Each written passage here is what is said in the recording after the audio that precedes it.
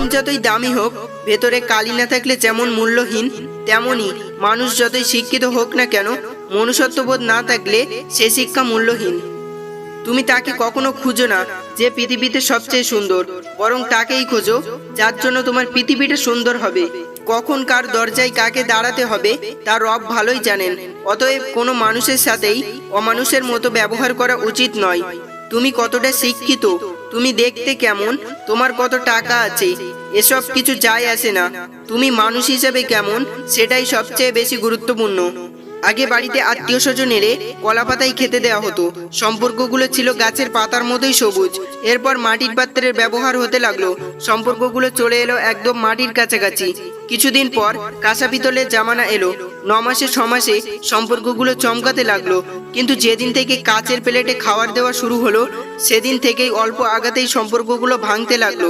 আর এখন তো শুধু কাগজ কিংবা থার্মোকলের থালার ব্যবহার করা হয়, মানে জাস্ট ইউজ অ্যান্ড থ্রো ব্যবহার হয়ে গেছে, এবার ছুঁড়ে ফেলে দাও। অতিরিক্ত কষ্ট মানুষের রাগ বাড়িয়ে দেয়। যেই মানুষটার মুখে সবসময় হাসি লেগেই থাকতো, সেই মানুষটাই একসময় কথায় কথায় রাগ দেখায়। হঠাৎ করে মানুষের বদলে যাবার পেছনে থাকে সীমাহীন কষ্ট, যা সবাই বুঝতে পারে না। উল্টে তার নাম দেওয়া হয় বদমেজাজি। জাহাজের চারিপাশে জল থাকে, কিন্তু জাহাজ ডোবে না। যখনই জল জাহাজের ভিতরে প্রবেশ করে তখনই ডোবে।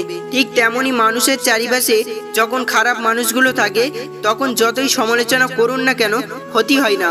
কিন্তু যখনই খারাপ মানুষগুলোকে আপনি আপনার জীবনের অংশ করে নেন, তখনই তারা আপনাকে ধীরে ধীরে ধ্বংস করে দেয়। তাই নিজেকে এসব মানুষ থেকে দূরে রাখবেন, ভালো থাকবেন। প্রতিটি বাগানের সামনে লেখা থাকে ফুল তুলিবেন না, প্রতিটি খেলায় লেখা থাকে নিয়ম ভাঙিবেন না। তেমনি প্রতিটি সম্পর্কে যদি কোনো নিয়ম তৈরি হতো, সাথ ছাড়া যাবে না, এবং পৃথিবীর সকল মা বাবার জন্য যদি এমন কোনো আইন তৈরি হতো যাতে লেখা থাকতো মা বাবাকে বৃদ্ধাশ্রমে রাখা যাবে না, তাহলে খুব ভালো হতো। 3 ধরনের বন্ধু বেছে নাও। 1. যার কথা আপনার জ্ঞান বৃদ্ধি করে। 2. যার উপস্থিতি আপনাকে আল্লাহর কথা স্মরণ করিয়ে দেয়। 3.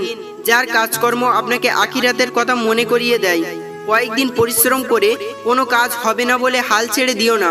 একটা কথা সবসময় মনে রাখবে, বীজ থেকে ফসল হতে একটু সময় তো লাগবেই। পাথর যতদিন সুরক্ষিত থাকে ততদিন সে পাহাড় বা পর্বতের সাথে জুড়ে থাকে।